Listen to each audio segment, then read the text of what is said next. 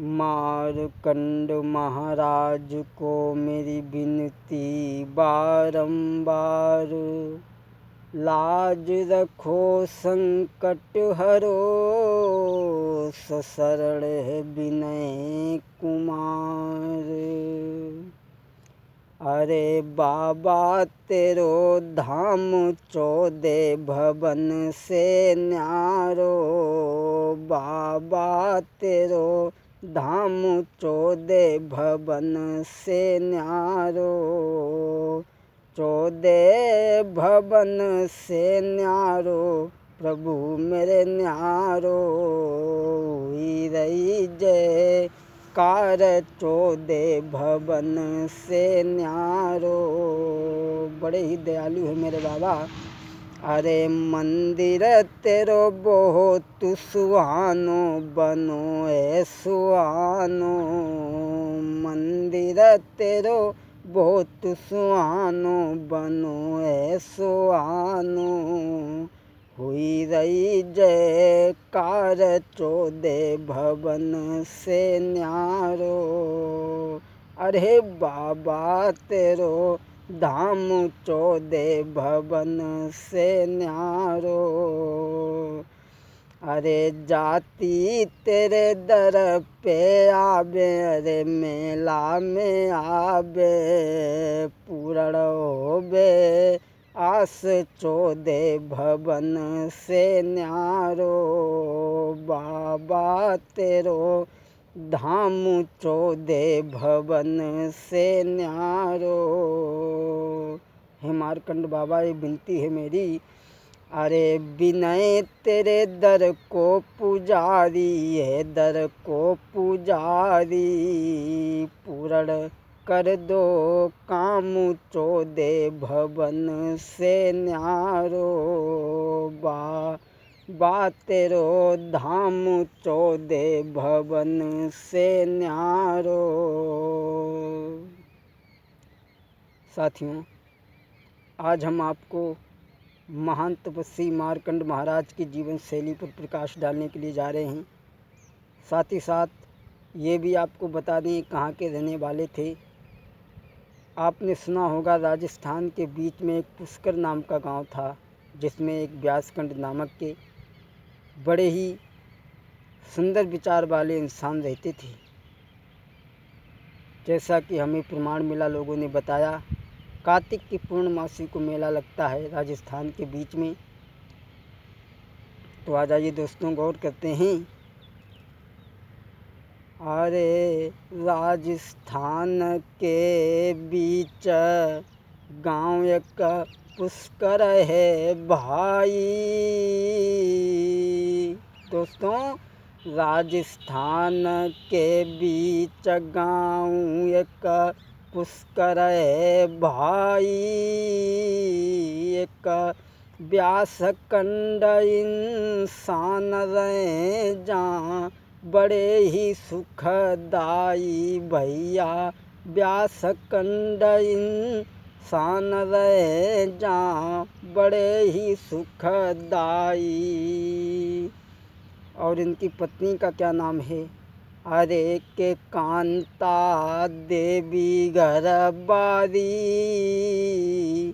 और हरदम सेवा करे पति की, पतिव्रता नारी भैया, हरदम सेवा करे पति की, पतिव्रता नारी। बड़ी ही पति की सेवा करती थी कांता देवी। अरे उजागर नाम तुम्हारो री, मेरी देश भगवती भारत की, मेरी देवी जागोरी। अरे मेरी देश भगवती भारत की, मेरी मैया जागोरी। अरे खबरी लेऊ यशोदा के रे छैया, बिना प्रभु के भजन तेरी ये डमाडोल नैया। दादा बिना प्रभु के भजन बिनाए डमाडोल नैया। दोस्तों, मारकंड के घर में कांता देवी बड़ा ही पतिव्रता थी भक्तों, पति की सेवा करती थी। लेकिन धीरे के धीरे समय गुजरता चला गया। कुछ समय बीत जाने के बाद में कांता देवी के गर्भ से एक बड़ा ही सुंदर पुत्र ने जन्म लिया। और वो कैसा बेटा था जगवीर? अरे जाने सुंदर बेटा जायो रे हम तुम्हें रहे समुझाई रे जाने। कांता देवी के गर्भ से एक पुत्र ने जन्म लिया। अरे जाने सुंदर बेटा जायो है हम तुमको रहे सुनाई रे जाने। वो तो सबके मन को भायो है और समय खुशी को आयो है रे। वो तो बड़ा ही सुंदर बेटा पैदा हुआ। विद्वानों ने उस बेटे का नाम मारकंड रखा। धीरे के धीरे भक्तों, ये मारकंड बाबा जब 8 वर्ष के हो जाते हैं, बचपन से ही भगवान का भजन करते थे, चिंतन करते थे। लेकिन मारकंड के ऊपर एक बुरी घड़ी आई संकट की। कुछ समय बीत जाने के बाद में इनके पिताजी व्यासकंड जो थे वो ख़त्म हो जाते हैं। क्या घड़ी थी लोगों? पिताजी गए हैं स्वर्ग सिधारी और कैसी घड़ी विपत्ति की आई। पिताजी गए हैं स्वर्ग सिधारी कैसी घड़ी विपत्ति की आई। इनके पिताजी व्यासकंड जी खत्म हो जाते हैं। बाबुल जब स्वर्ग सिधारे इनकी अखियन बे पनारे। बाबुल जब स्वर्ग सिधारे इनकी अखियन बे पनारे। अरे के मन में दुखी भय अतियाजू कैसी घड़ी विपत्ति की आई। पिताजी गए स्वर्ग सिधारी कैसी घड़ी विपत्ति की आई। पिताजी 8 वर्ष की अवस्था में जब ख़त्म हो जाते हैं तो मारकंड अपने पिता को देख करके रो रहे हैं। बिन पिता भयो दुख दूनो ईश्वर आगे क्या ओनो। बिन पिता भयो दुख दूनो ईश्वर आगे क्या ओनो। मन में सुमिर लय करतार कैसी घड़ी विपत्ति की आई। पिताजी गए स्वर्ग सिधारी कैसी घड़ी विपत्ति की आई। बिना पिता भयो जग सुनो लागत सब जग सुनो। बिन पिता भयो दुख दूनो लागत सब जग सुनो।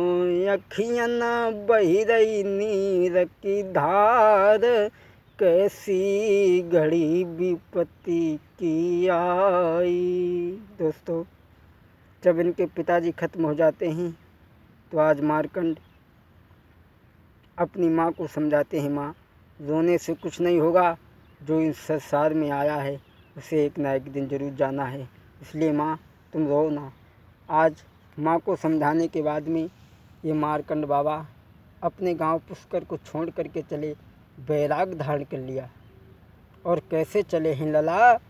अरे लला बैरागी हुई गए बारी उमरिया में। लला बैरागी रागी हुई गए बारी उमारी या में। अरे के घर पे बिलखत छोड़ी मात के घर पे बिलखत छोड़ी मात सुमिरी लय मन में आजू करतार सुमिरी लय।